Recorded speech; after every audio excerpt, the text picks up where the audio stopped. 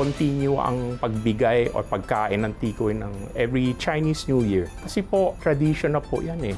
It's culture. What defines us as individuals is our culture.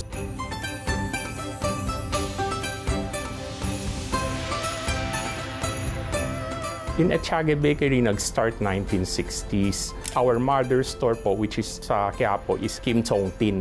Nasunog yung area doon sa Quiapo. So, ng mga 1960s, lumipat kami. Ang dati naming mga products is hopya, ampaw, and also tikoy.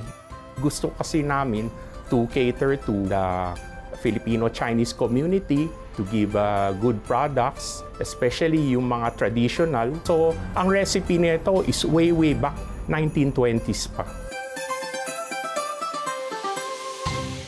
Ang tikoy, if makikita mo, bilog siya, ibig sabihin, continuation, wala siyang kanto.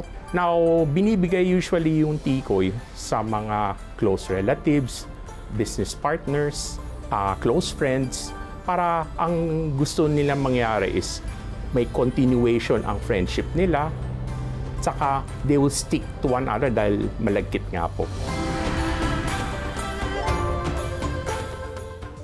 Through the years, nadagdagan ho yung mga flavors namin. So from the original white and brown, nagkaroon na rin po kami ng pandan at saka ng ube.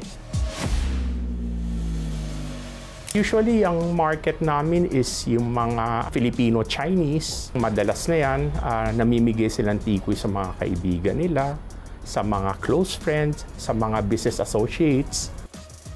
Yung pagbigay ho ng tikoy, isang symbol ho yan eh. Napaka-importante yan sa culture.